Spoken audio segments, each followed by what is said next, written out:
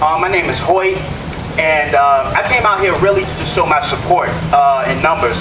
I think the most important thing is that we present the solidarity.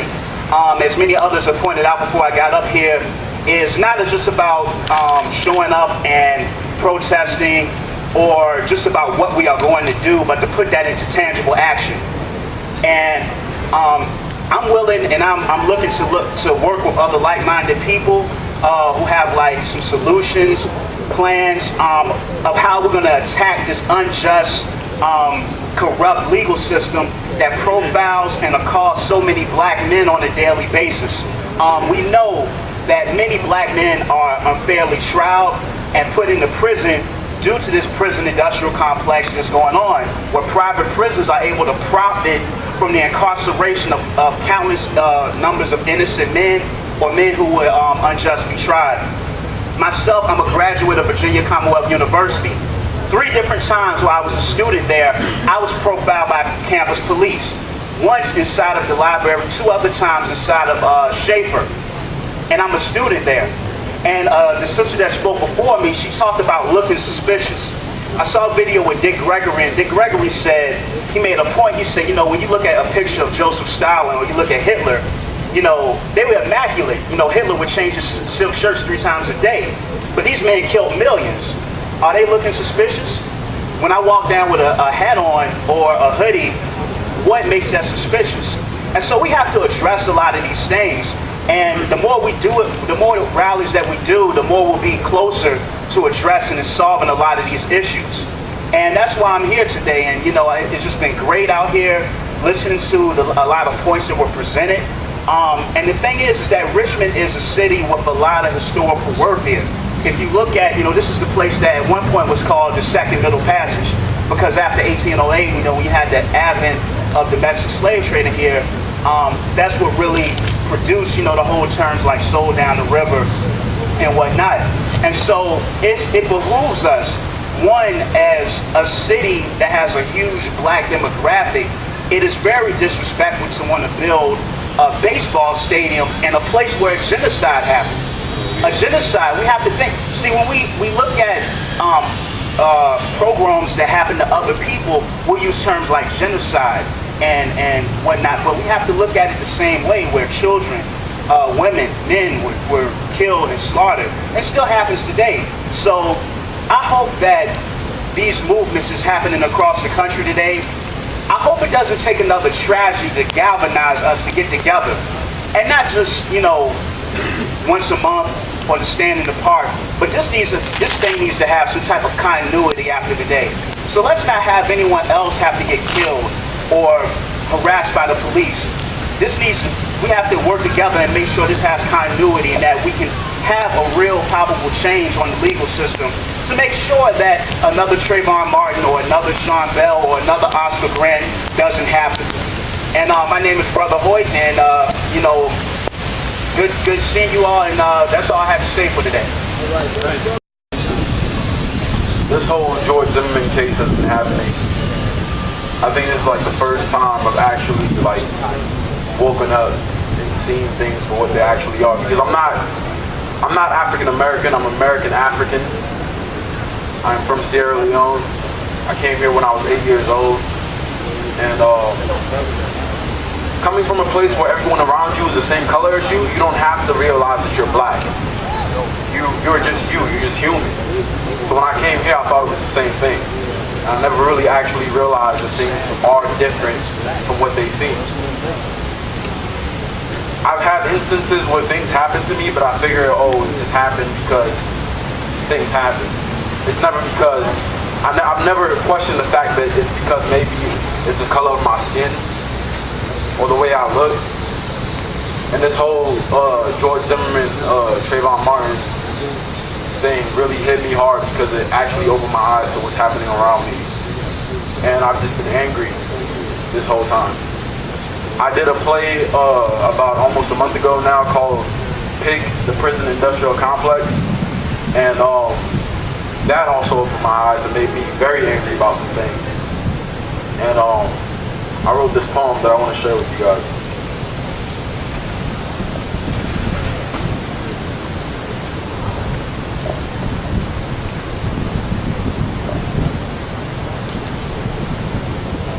If protect and serve sounds like a business slogan, then we adjust the quotas. Check the box. If jail cells hold folks who look more like dollar bills than inmates, check the box. If prison guards protect private investments and not people, check the box, check the keys, check the locks, check their pockets to keeping people's dignity somewhere when they ask them to check the box. If political androids with families at home fund drones to kill those with families at home, tell them to check the box. Because paying someone to pull the trigger is the same as pulling the trigger. Say to them what they have taught us. No jobs. If you commit crime, check the fucking box. Check your thoughts. We are not lost of Lord and Savior to savor judgment on tongue in cheek, asking man to recount for sins. At least we are human. We break, we mistakes, we free unpredictable souls, we laws of God, broken by cells and skin, waiting for social justice, given 40 acres and a mule, taken back, given stigmas and chains, a 4-minute phone call on Sundays, cold stares from kin who see iron bars in our eyes, a bulletproof glass we use to pantomime freedom, whatever's left of our humanity, and a box they put our things in, then told us to check it, check the box. Brothers and sisters, they've put us in it with all their things, long enough that we claim ownership. Packaged us in cases, dug so deep justice removed its blindfolds to find us. Like she forgot she put us there in the first place. I'm obviously a white man. My cousins are black. They could have been George Zimmerman. I mean, they could have been Trayvon Martin. I could have been George Zimmerman if things had turned out differently in my life. But they turned out the way they did. I'm with a group called Supporting Prisoners and Acting for Radical Change. Trayvon Martin was not alone in this world. We all know that. We all know that there are millions of Trayvon Martins out there. Brutalized, tortured, murdered by this capitalist system, the system of white supremacy, built on the backs of African slaves, built on stolen native land. What are we going to do about it? We need to organize around it. We need to crush this prison system that holds us all down. Go into neighborhoods in Richmond. We see them. They're open-air prisons is what they are. They call them housing projects. They're open-air prisons. You go into Walmart. You go into Target. You see cashiers working for minimum wage to feed their families. We know what that's about. It's exploitation. It's slavery in the modern context. And we have to realize what it is. I come from a poor white family. White people have brainwashed themselves into seeing George Zimmerman. They have chosen to be the George Zimmermans. White people need to wake up and realize that they are being the people who are keeping the slaves in line. They are being the slave patrollers, the overseers. They need to stop. They need to throw down the whip. They need to stand with their black and brown brothers and wake up. Go hard or go home. Go hard or go home. For liquor, weed, and false dreams, while the baby's left with a broken home and a mother's heart grows to stone, hard as the wall she built up. Go hard or go home. For the crew set, block you don't own, while the government's waiting to refurnish, rebuild, and paint the whole neighborhood a different color. Go hard or go home. For hard-working mothers who go unrepresented while more and more black men get sentenced to hellholes. Real crimes go unopposed because the young black youth were taught our mouths closed to injustice. Their lives a real crime against humanity. Go hard or go home. Against media constructed insanity while the dark-skinned girls get naked in the videos. With the makeup to make up for the beauty she feels she lacks. Light skin is celebrated because no one wants to be too black. Mama's always told you to stay out of the sun. Like when you hear pop, pop, you duck and you run. Go hard or go home for weapons and guns. Shopping through black markets to black kids who kill black kids. But hey, it's the life that we live. So go hard or go home. For the freshest shoes and the hottest wheels and the crack deals that got you there.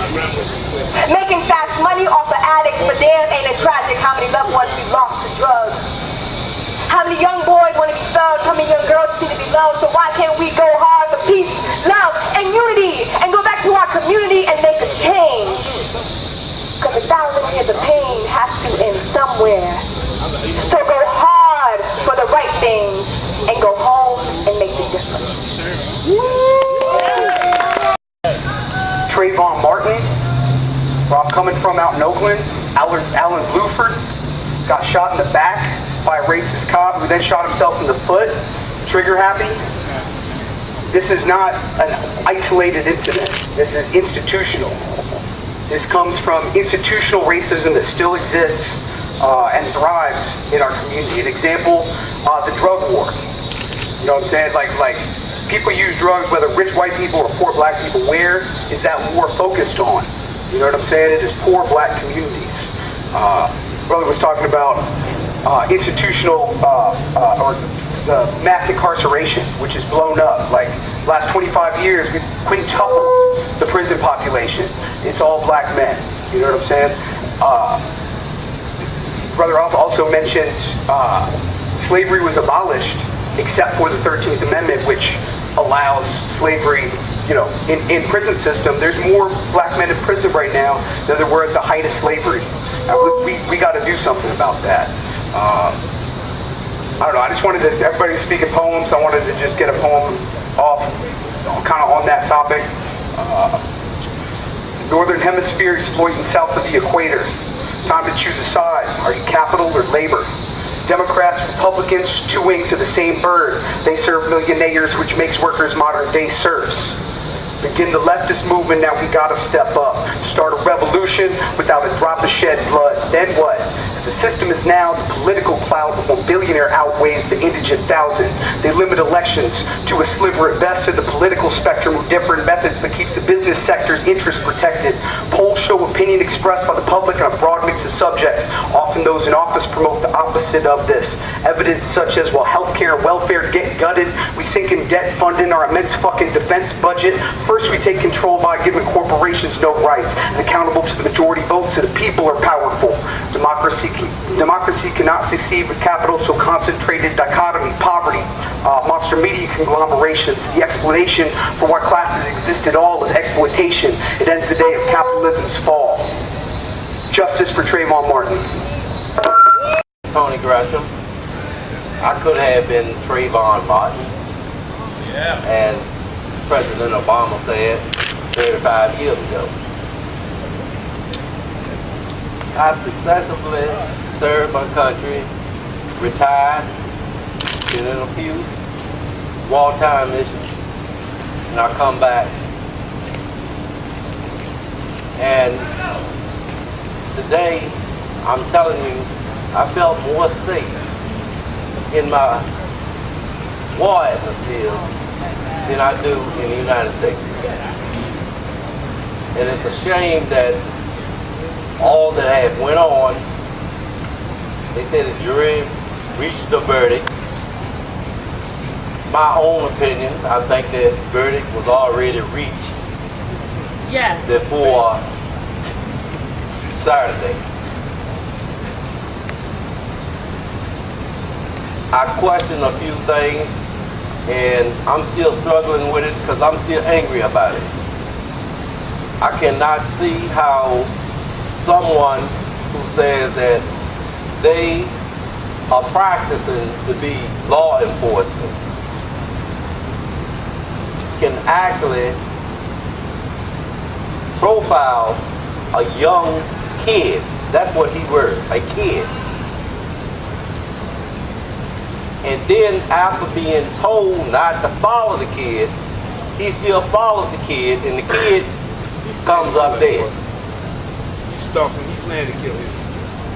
He knew he was I cannot understand if you are practicing to be a law enforcement and your skills is that rusty where you have to shoot a kid, a 17-year-old kid. You had to take a gun to a kid fight?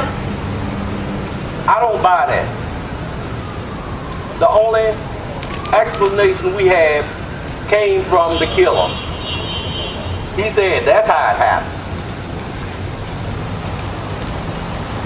If you back a cat in the corner, it's going to come out fighting. If you stalk a kid Right now, any of y'all can walk down the street here at night and a car is following you very slowly. Tell me that's not going to scare you. You're going to take off, you're going to run, you're going to try to go a different direction, or whatever. This kid did what anybody would normally do. As far as the killer, he claimed that the kid beat his head into the cement and all that. Them little bit of wounds there, if I had beat his head into the cement, believe me, they would have had me there for murder one. I'll be honest with you. Because if you slam somebody's head on this cement right here, right now, you're going to get more than this. And you're going to have more than a broken nose. You're going to be bruised all up. See where I'm going with this? You seen them on TV. Looking like an idiot. Now this is their explanation. A kid did all of this to a grown man who's practicing to be a law enforcement officer. And he told his story. I'm going to tell Trayvon's story. I was scared. This man was following me. I ran behind the house. He came ran there with a gun pointed out already. Yep. I yelled for help while I was struggling with it. And he shot me. Thank you. My name is Sir Williams, and I'm basically a regular nobody. I say that because I try to be as active as possible in certain things that mean a lot to me, and a good friend of mine who's among you now said that I was being selfish by not sharing. Thank you, Steve. I'll get you later. I hate to admit it, but as a young black man in America, Trayvon's story is not anything new. It's something that I've witnessed in my own lifetime, and something that I had almost been a part of had it not been for a community that I grew up in protecting me.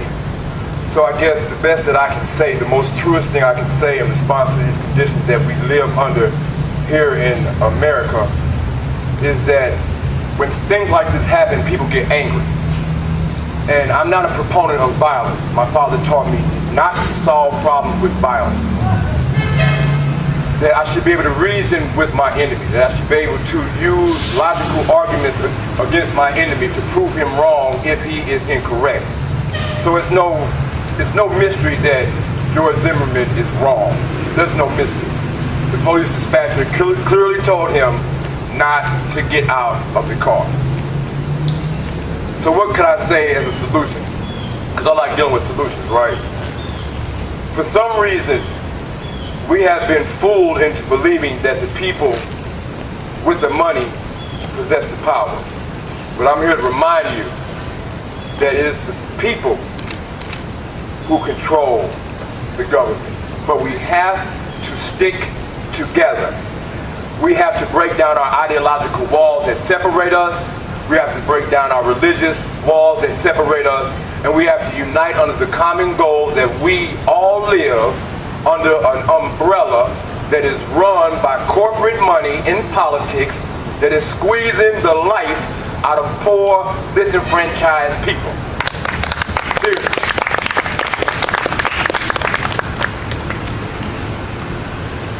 It is about taking an active stand. Now, as a poet, and I really appreciate the sister who came up here with the wonderful words, as a poet myself, words do possess power. And these words should motivate us to do something. Because if we don't do something now, it will get worse. It will get to the point where we are hunted down and locked away. Did I just mention or allude to NDAA? That if you are considered a terrorist by what you say, groups of people you associate with, that you can be incarcerated, detained indefinitely without due process of law at the behest of a group of knuckleheads who have made this decision without even checking in with the people whom this law affects. So the power is in your hand. organize amongst ourselves. Write, as the brother said, to your congressmen, to your representatives, to the president even. Take a serious stand, because these are serious issues that affect all of our lives and the generations to come. If we don't do something about it now, and I'm not saying that we'll win now, but if we don't take a stand now and give an example to the future generations, they won't even know what to do about the problem. They'll just sit by and let it get worse. So the power is in your hands. It always has been in your hands. The word democracy simply means for the people, by the people. The power is in our hands. We need to do something about this, because this is getting out of hand. It is really getting horrible. Attack on women's bodies, slaughtering of young innocents, the total disregard of the day-to-day process of simple persons' lives. We need to do something, people. And it is organizing under a common goal to send a message and a result. Now I will say this in closing. I'm not a proponent of violence. But if it gets to a point where we're being stalemated and nothing else will change By all means necessary. our enemy's mind, but a jarring experience that does not have to include the taking of a life, but a jarring experience, then we have to do what needs to be done to get these people's attention. Martin Luther King did it with a march on Washington. Gandhi did it, so I know it can be done. Malcolm X did it, so I know it can be done. Frederick Douglass did it, I know it can be done. We just have to take the time to clearly understand what it is we need to do, people, and do it. Because it's something that really burdens me. Everyone have a good evening.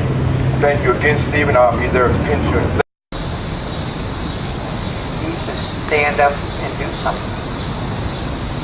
I grew up during the Vietnam War. Protests were not the norm for the case, but they certainly weren't the exception. And I think what's happened is our actions, we put them aside. One of my favorite people is Winston Churchill.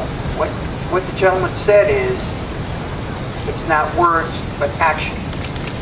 So I am here to proposition this group here to come next, is it Saturday? I believe he said next Saturday at 6. Let's start getting together. I believe what's happened is my generation was used to seeing the protest. I believe this new generation, they want to protest, but they're not used to seeing the protest. So I think it's time, when we're getting past that point where we're not going to be able to protest like our other brothers have expressed to us earlier up here, because once they let the nukes go, it's not going to be too much room left for us to protest. So we need to get vigilant now, people. My hair used to be down here during the Vietnam War. I was in the draft. I was drafted out of the draft. I almost went in to serve because I felt for our poor brothers who were fighting for us. Not for the effort, but for the brothers who had to go over and fight. Sometimes we get challenges put in front of us. God puts challenges. I've been project director at Habitat for Humanity. I've been on the board of Caritas. I've been missions director for the Methodist Church for 2 years. Sometimes God puts obstacles in front of us to show that we can come up and stand up. Well, I'm going to challenge this group here as these other gentlemen. I want to follow suit with my brothers here. They say we need to get in contact with our other friends and get them active. Not sitting down watching TV or drinking a beer on Friday or Saturday night. No. We need to get active. We need to hold a sign. I don't mean these are violent protests. Not at all. These are passive protests where our voice and our message can be heard and can be seen.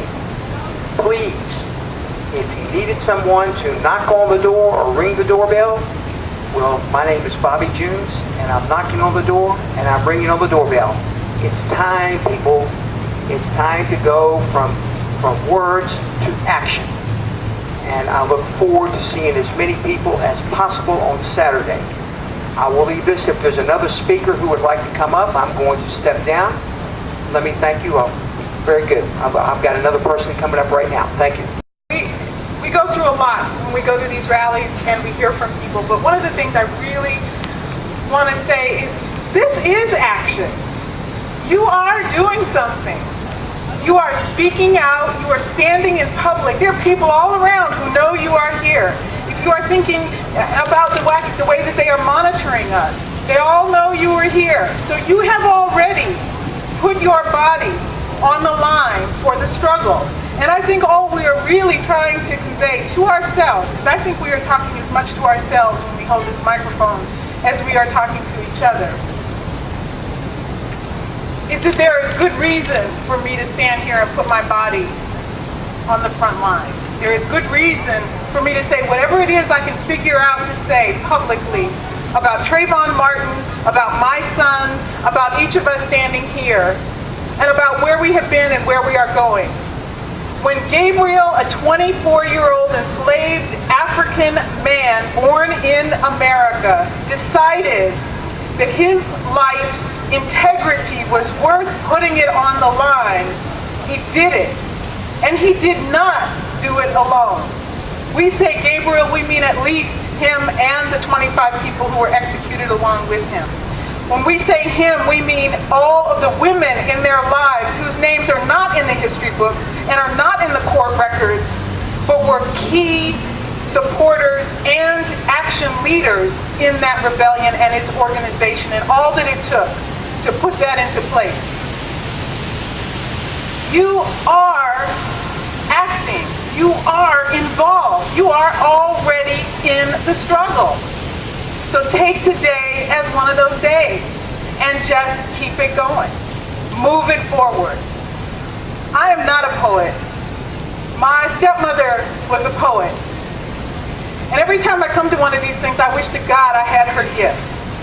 And I wanted to read you one of her poems, but I can't get it to come up big enough on this stupid cell phone. So one of these days, in one of these rallies, I'm going to read you some of her work. Because Jane Cortez was a warrior woman poet, and I wrote about her in The Defender, this last issue that is being circulated. And the reason that I am doing that is because women have been engaged in this struggle since they first spit a body out. Men have been engaged in the struggle for just as long.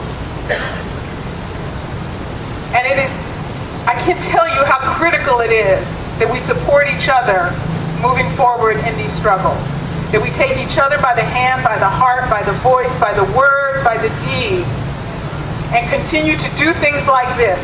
Like you said, whether it's 5, whether it's 15, whether it's 4,000, whether it's religious-based, whether it's electoral-based, whether it is political in terms of analysis and philosophy, and everything that we need to do to educate ourselves to move forward, we need to recognize that we are already engaged in it.